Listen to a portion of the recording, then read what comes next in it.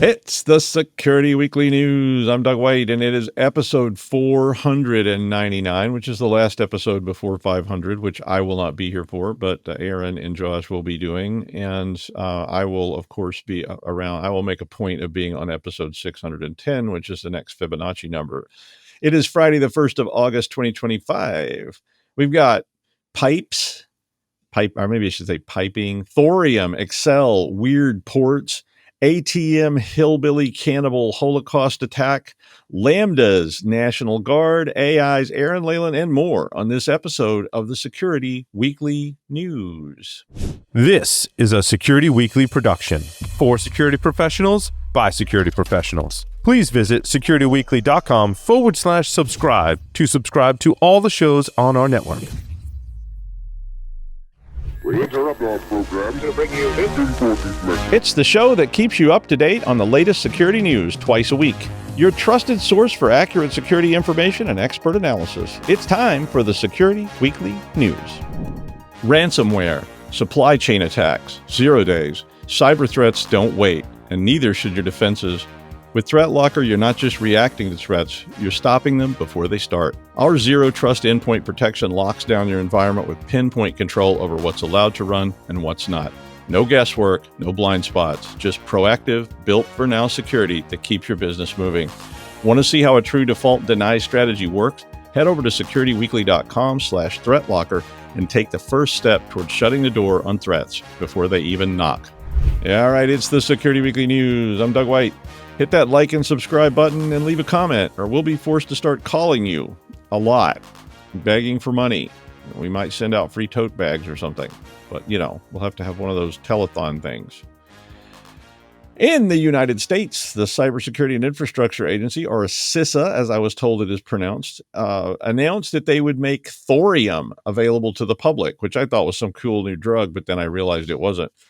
Thorium is an open source platform, which I actually didn't know what it was. But when I first saw that, I was like, thorium, good times coming.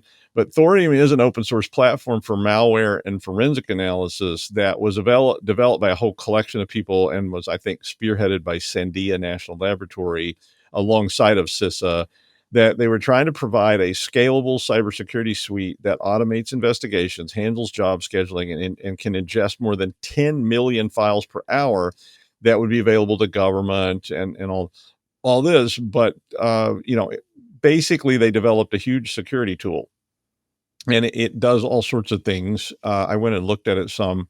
It can let you put tools in your system and share them with all your different investigators or whatever. It can put in Docker images, commercial software, whatever, and then can allow you to do searches of this massive amount of data to look for whatever you want to look for.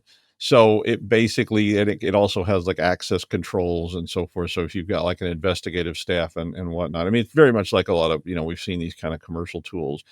If you want it, they've made it available to the public. All the install instructions and everything are on their GitHub site, and there's a link in the article. CISA also released their eviction strategies tool to assist in incident response earlier this year. And last year, they pushed out their malware next-gen analysis system to the general public. So they're slowly making all these tools available for free. So if you're not someone who's trying to pay for, expensive commercial supported tool, you might be looking at these. CISA does offer free security scans for critical infrastructure facilities. I don't know exactly how they define that, but if you are someone in that sector, you might want to look into this, because they will come do free security assessments to help you with your situation. So check it out. There's files I just won't open when they arrive from strangers, and sometimes I don't even want to open them when they arrive from somebody I know. Like that creepy gym teacher that keeps trying to get you to try the special punch at the middle school dance. Yeah. No, thanks. Not that happened to me, but I mean, I don't like Microsoft files when people are sending attachments and things, and pretty much nobody else does either. And a lot of people block them at the edge. And so, yeah.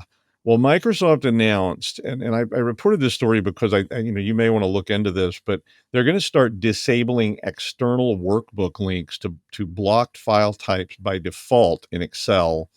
And and they're going to start that in October. And it's for some reason they're going to start this and it's going to go all the way till July 26th, which I'm not sure why the window is so open for blocking file types, but this is a new file block external links group policy, which will expand their file block settings to include all the external workbook links.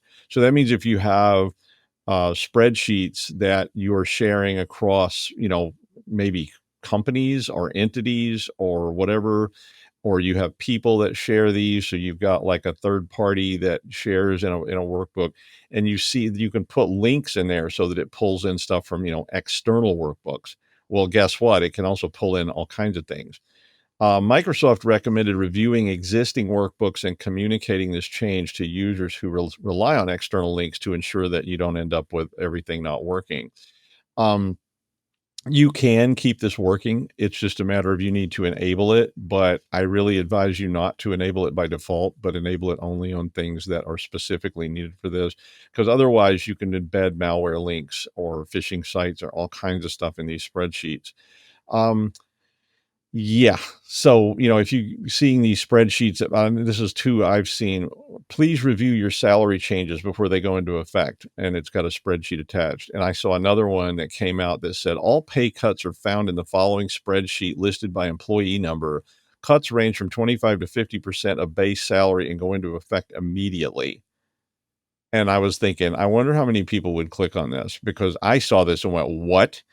And, I was like, if, yeah, you can imagine.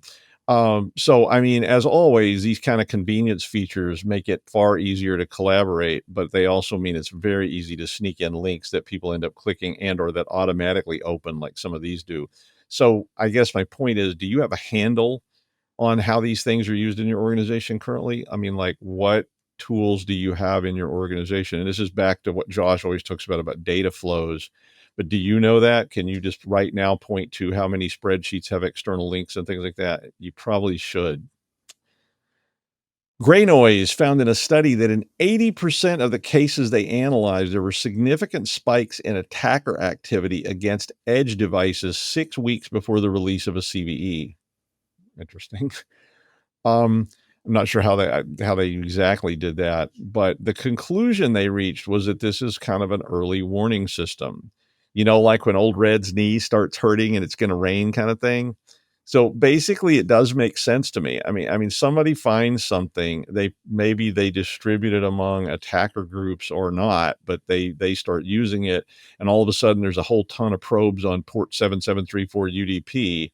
Maybe that indicates that an attack is coming, and they're either trying to gather or do recon and find out who's running this service. So it does make sense, but it could mean, that there's an exploit in something you have, and it could be just anomalous. The canary died in a coal mine. It could mean there's poison gas, or maybe the canary was just old. So you have to be a little bit careful about over interpreting these kind of statistics, but it does make sense. Somebody knows about it, they start reconning it, and there's still no CVE, and eventually it gets found out and the CVE is released. So this, if this 7734 calculator joke exploit is out there and people are just trying to see how many exposed calculator console ports are open to the world, you may well see a rise in traffic on that port. So how do you use this information?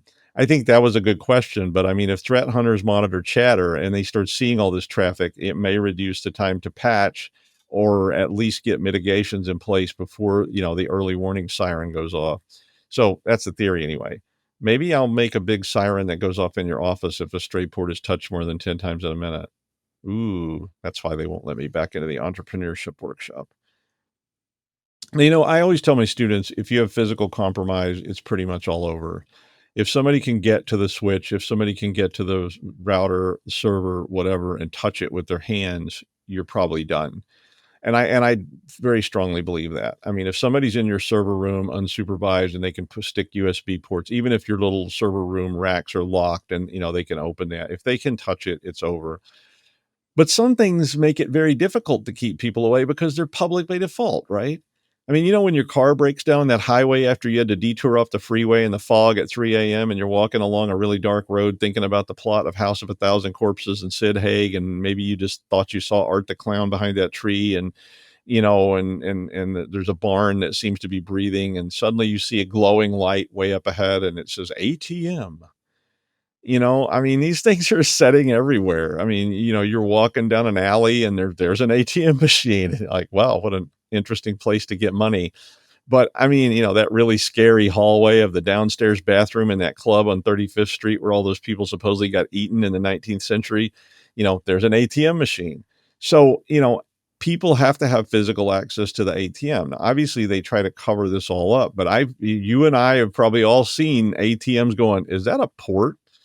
Well, this was a story about an attack that was conducted by a group called UNC 2891, who really need a better name, but they went after an ATM with a physical access attack component, according to Group IB. What they did, and they don't say how they did this, so this part we don't know, but they implanted a Raspberry Pi that has a 4G modem on it into an ATM somehow. And that Raspberry Pi had a whole pile of malware on it, including a thing called Tiny Shell Backdoor, which allowed them to use the 4G modem to get access. Now, basically, the Raspberry Pi, because it was connected to an ATM, was now in the same network as the ATM. Ooh.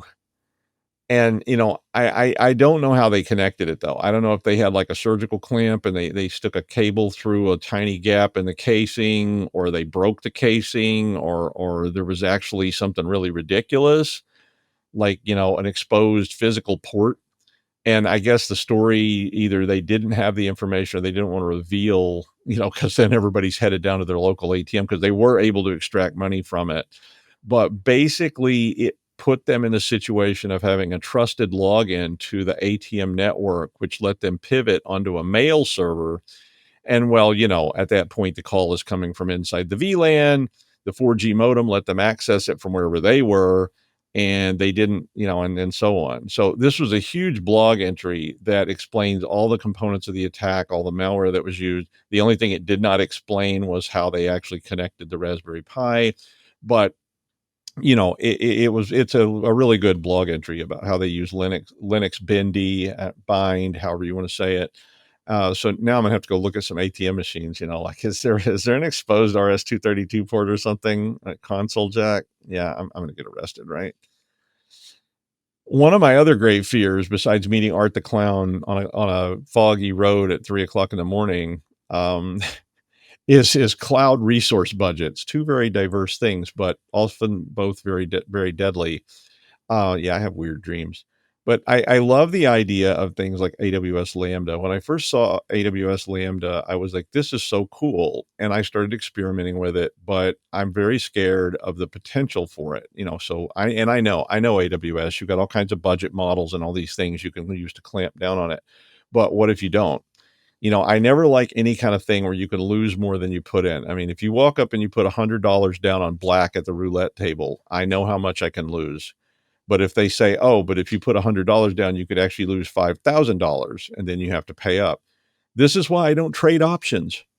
Well, that, and I don't actually have any money, so I couldn't trade options anyway. I'll leave that to all you wealthy types. Although feel free to donate money to my program. But AWS Lambda, if you're not familiar with it, is a service where you can put computing functionality on the AWS cloud so that things on your website, common operations, are done by the Lambda site, and then you just embed the results on your site. So it shifts that computing horsepower off to the cloud. Now, the problem is that Lambda charges you for the requests. And if you put those requests up on a site, and a lot of people use the site, and I was even already thinking about what if people like spam the site to get it to, that kind of stuff. But it basically at that point instantiates an environment, and you get billed for that environment, even if the environment is idle. So if there's idle time, and we're starting to talk about minutia here, but you start about millions and millions of transactions, that minutia starts to add up.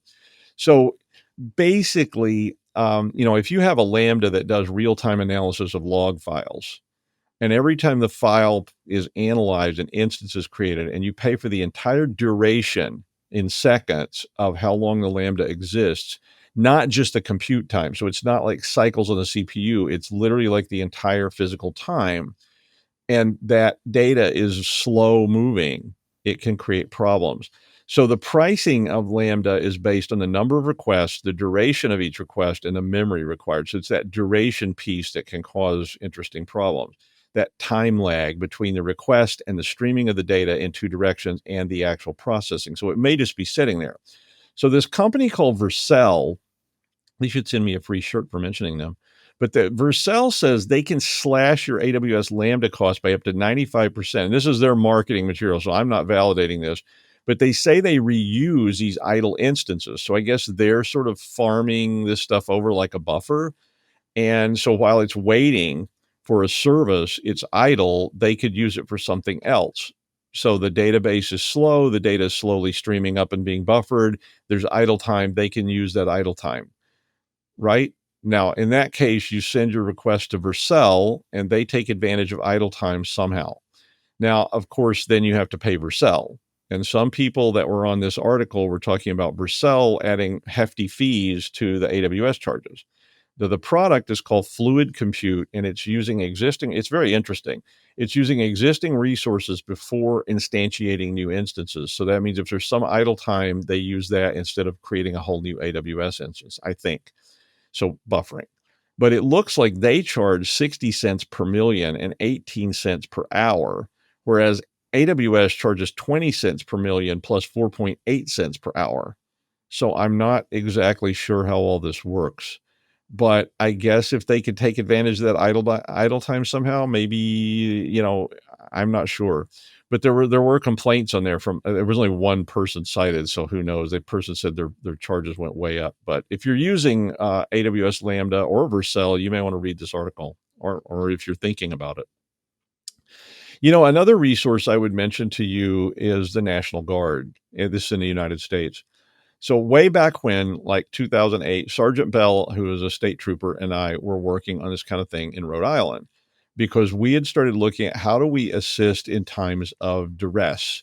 So when there's a cyber event, because we had all this planning for when there's a hurricane or there's a tsunami or a storm or whatever, we were looking at what if these same kinds of things were cyber oriented.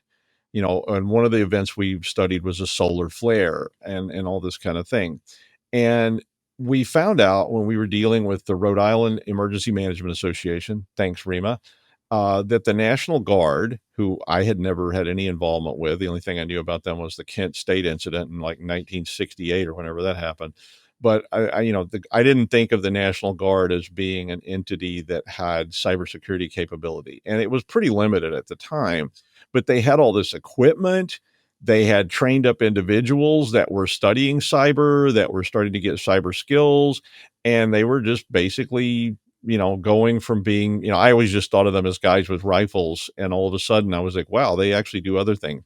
And I got to use in an exercise a bunch of National Guard assets, which was pretty cool. They wouldn't stomp. I tried to get them to stomp this guy that parked across the lines in front of this place we were investigating, but they wouldn't do that. But they were very helpful in all the other ways. And they had generators, they had cell towers, and they had people that knew how to use all that stuff. It wasn't even like you go rent a generator. It was like they had people that managed all this. They had fuel for the generators. They had site support.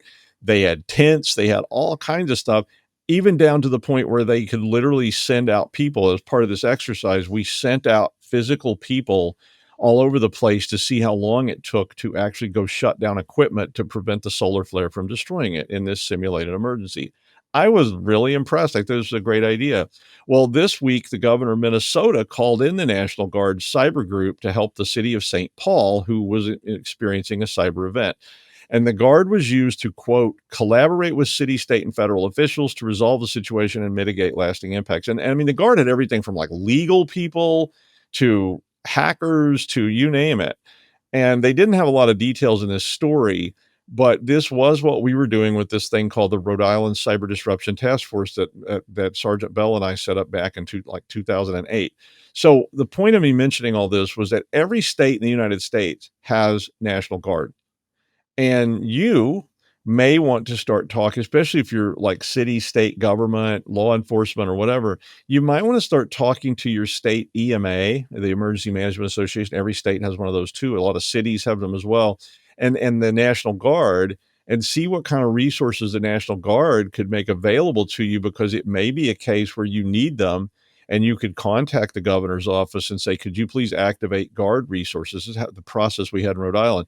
We had to go through REMA, which is the Rhode Island Emergency Management Association, and get the governor to activate the Guard, who could then come and provide us with generators, cell towers, personnel. And now they have pen testers. They have all kinds of things. So you may be able to put that into your plans. And just the physical support was great. The idea that this public entity that we were using in this example, or the law enforcement, had this kind of physical support and resources available was really a nice idea. And to my knowledge, they've really expanded their cybersec capabilities since way back then. So start thinking about that in your plans. Well, everyone's worried about their job, and especially about AI and their job. I mean, I doubt there's any of you out there that haven't thought, could AI replace me with a much hotter, shirtless host that would work for the cost of the electricity? Now, considering what I get paid, that's probably never going to happen, because I'm basically not getting paid. But I mean, for some jobs, yeah. So Microsoft pushed out a new study that said they could show which positions have the most AI applicability, which meant how much AI could replace you and how easily, and which ones don't. And of course, this is a company that spent a lot of money on recalls, so we won't go there. Now, every sea change in society is always difficult. I mean, when we moved from an agrarian society where everybody worked on farms to the industrial age and people were starting to work on assembly lines, there was a lot of jobs lost. And a lot of people who weren't capable of learning how to operate a machine, maybe who had been picking cabbages or something, had trouble. And retraining all those people was difficult. When computers came online, my dad's division had hundreds of people who these early computer systems used key punch cards, and he had hundreds of people that worked in his division whose job was called key punch operator. All those jobs evaporated when you didn't need punch cards anymore. I worked at a school where they had a major in shorthand, typing, and dictation, basically a major in being a secretary. And that all went away because suddenly there were word processors and there were dictating machines and all these things, and they just didn't need all these people anymore. And that whole major was folding up. In fact, all those faculty were like, so there were people who had like PhDs in shorthand, which I thought was pretty strange. Sorry, folks, but I was like, what? But anyway, it's difficult. So on their list, they rank jobs with the highest AI applicability score, meaning, that a word processor could replace a typist kind of thing. And so at the top of their list, the number one, I guess, that they listed was interpreters and translators. Okay, yeah, I can see that. I mean, I've used interpreters and translators. I just recently had two awesome translators working down in Mexico City when I was doing a presentation, and the extent of my Spanish was pretty limited. I can order food, but that's about it. But it's a long list. I was just looking through it, and I sort of did my own little analysis, and the impact score I used was the overall score times the number of people affected on this report. And the top two I found were customer service reps and sales reps. So that were the highest risk jobs. The lowest score on there was a water treatment plant and systems operator, along with motorboat operators, orderly. You can replace a motorboat operator with an AI. Orderlies.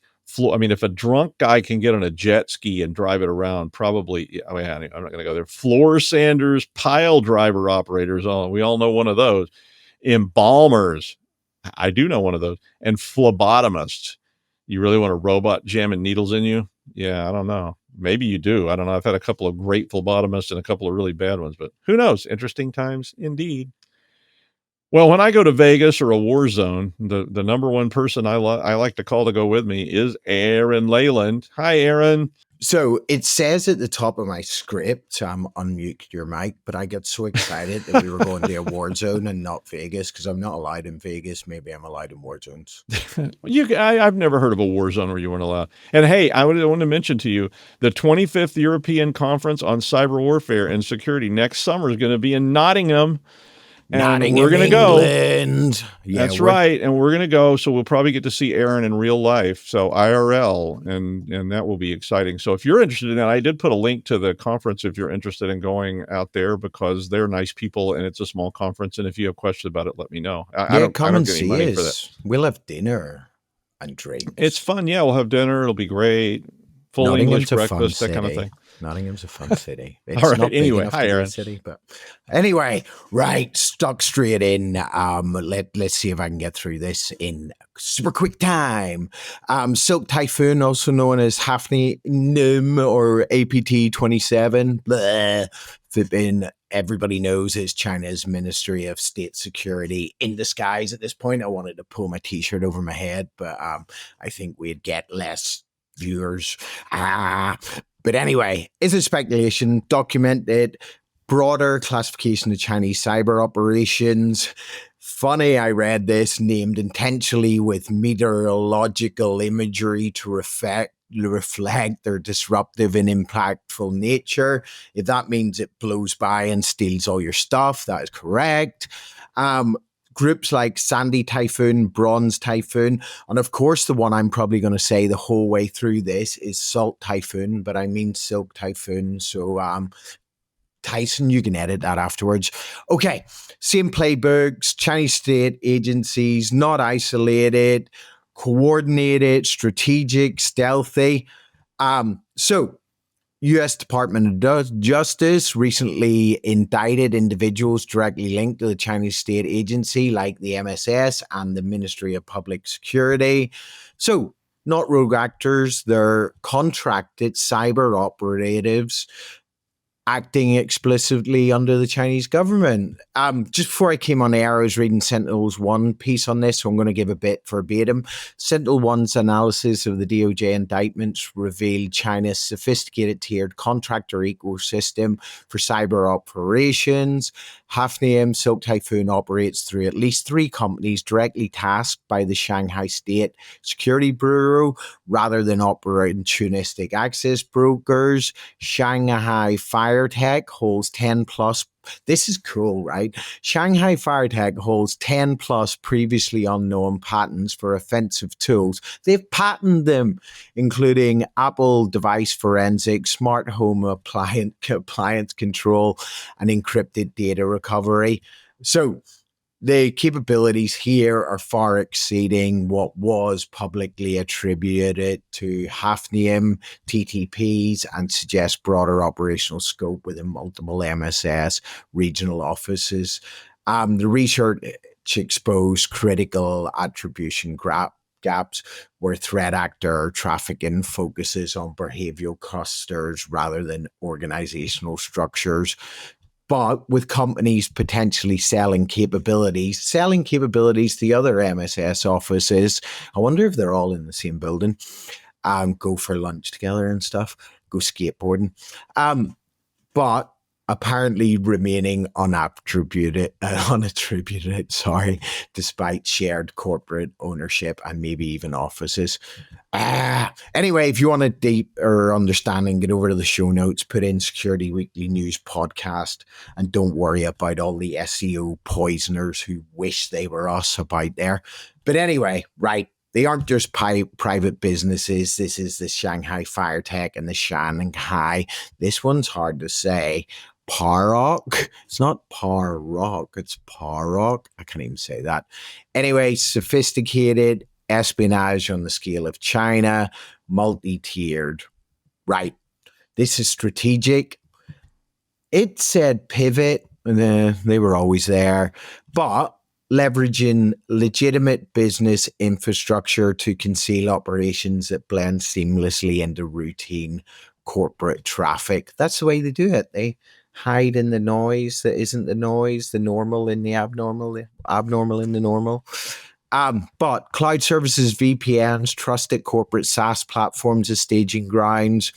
But what this does do is it makes traditional security tools not as good, nearly useless. Splunk, Sentinel probably sees nothing, just everyday operations, and it's just technical stealth. But it's not just technical stealth, is it? It's economic warfare, and that's what they're up to. They have geopolitical ambitions. They're in the AI, biotech, semiconductor manufacturing. Actually, I was reading today that NVIDIA chips in China had backdoors in them. Who would believe that? Why would we send them to China with backdoors in them? Anyway, but they're all about government policy, healthcare, and of course, defense contractors, because they're there stealing all the stuff for maximum strategic impact. So, look, they're banging out the 0 days, the chain compromises. They're infiltrating MSPs, IT providers, cloud services to exponentially scale their attacks. Look, they're there. The DOJ says they're there. The indictment says they're there. Look, this is funny. The corporate fronts even monetize the espionage. Of course they do. Billing the MSS for each compromised, this might be a bit flippant, but maybe it's true, each compromised email inbox, they're charging like, I don't know, sans but better, training state hackers, and as you say, patenting offensive cybersecurity tools. It's just totally espionage as a business model, and they're out pacing defenders. They're adapting custom loaders, memory resistant payloads, my favorite word in the world, steganography, and leverage. It's like the first thing you do in cyber. Let's hide something in something and hope the photo still looks the same. Look, they're not standard IOC trigger hacks. It's designed for deep persistence, staying for months without detection. You have to get in there. You have to threat hunt. You have to look for the noise. You have to, it's like, they're in your DLLs. Of course they are. Anomaly detection, not optional. You need to get in there and do that. What we're saying here, you need to rethink how business operations integrate with security posture. Google that. It's really cool. Look, you need to be advanced technology, advanced analytics, and intelligence capabilities. I'm sounding like some crazy salesperson. Anyway, it's a blueprint. They're going to copy the tactic. They're going to move on. And they're there. If they want to be there, they're going to be in there. So you have to look for them. And that's about it. Back to Doug in the studio on an island like Tracy Island, only less puppet-like and a hell of a lot more fun, Doug. Thank you, Aaron. Sorry, I'd run long. I didn't mean to cut you off. It's okay. But I don't think anybody wants to say they've been on an island anymore. So somebody mentions islands, like, no, I was never on any islands. Oh, but they'll probably get pardoned. Anyway. Yeah, even the island of England. So should get pardoned. No, they should not. Anyway. Or you get dead. It just depends on who you know. Yeah. Thank you, Aaron. All right. Now, I use AIs. I really do. They're handy for asking questions, and they're good at providing some code snippets, config info. I love asking them about config stuff because they can read that whole giant config file and tell you what's in it. And they often have, it just saved me a bunch of time on that. And I mean, I know they have all kinds of flaws, and they do provide me with companionship in between shows when I don't have you. I mean, but sometimes they act like they can access things that they can't. But what if they could? I mean, if you have a browser open with this thing running in it, it might be able to access something locally. I mean, your browser can save files and things like that. And I've had Gemini say it could access files even when I double checked and it couldn't. But an AI researcher said that they took less than 48 hours with the Gemini CLI coding agent to make an exploit that could exfiltrate data.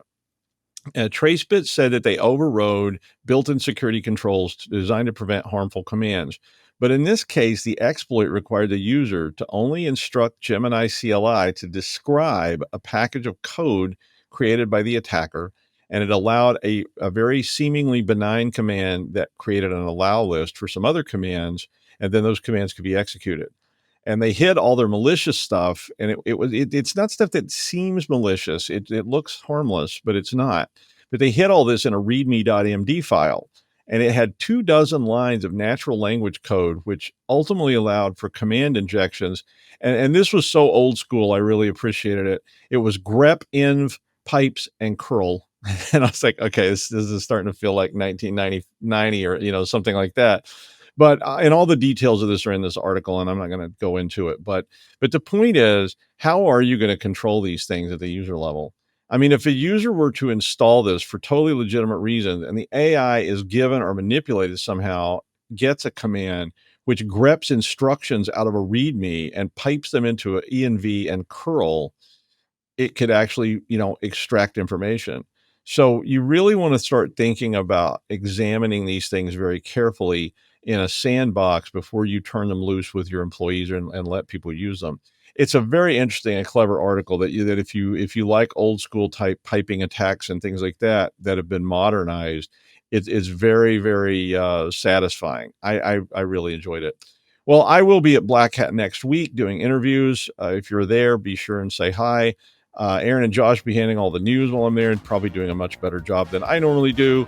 But I will see you at Black Hat, or I will see you when I get back on the Security Weekly News.